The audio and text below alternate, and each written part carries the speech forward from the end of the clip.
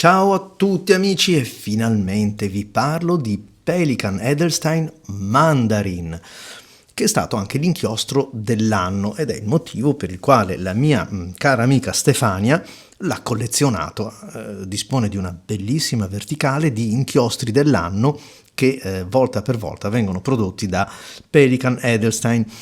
Ero molto curioso di provarlo perché lo avevo provato in cartuccia. Appena era uscito mi piace l'arancione, una tinta che amo particolarmente.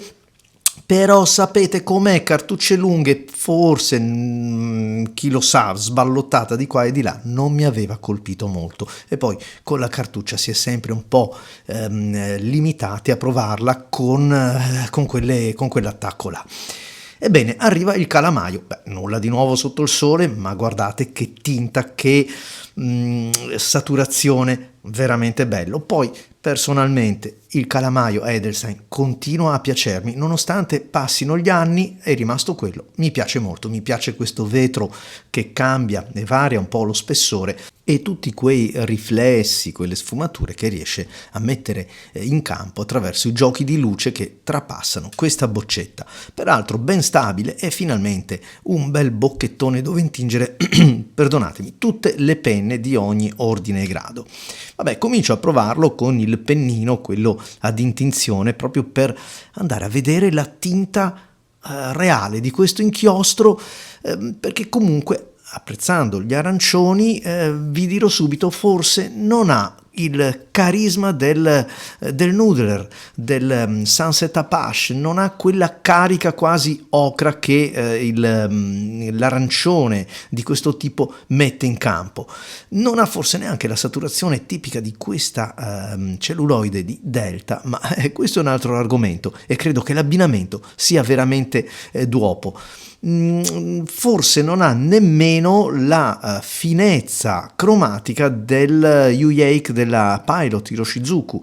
E allora mi direte, è una schifezza? Assolutamente no, è un ottimissimo inchiostro e tra l'altro è l'inchiostro che abbiamo sotto casa e guardate che razza di concentrazione, saturazione quando lo mettiamo alla prova con il pennino, quello giusto.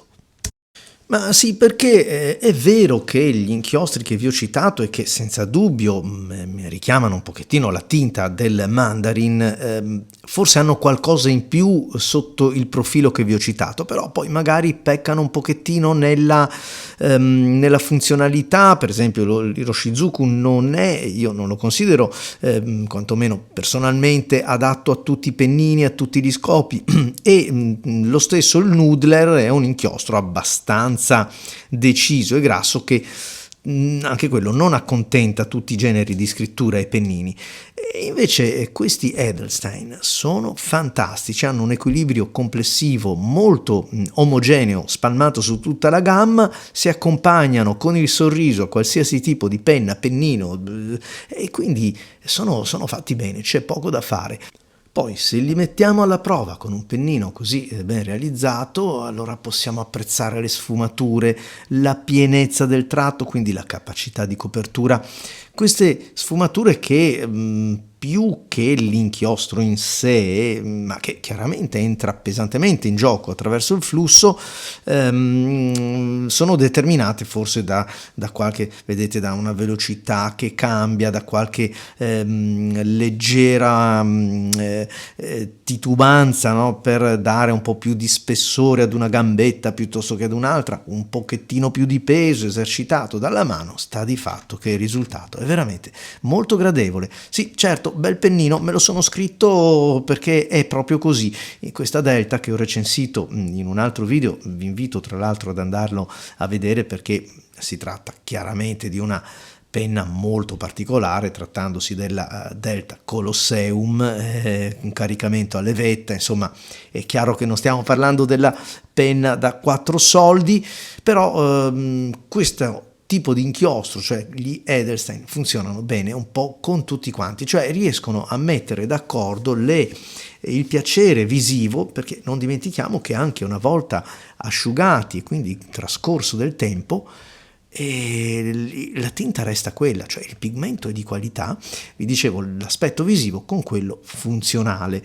Sì, me lo sono segnato anche questo senso di leggerezza, ma è tipico un po' degli inchiostri Pelikan in generale, ma comunque gli Edelstein che hanno queste tinte così accattivanti.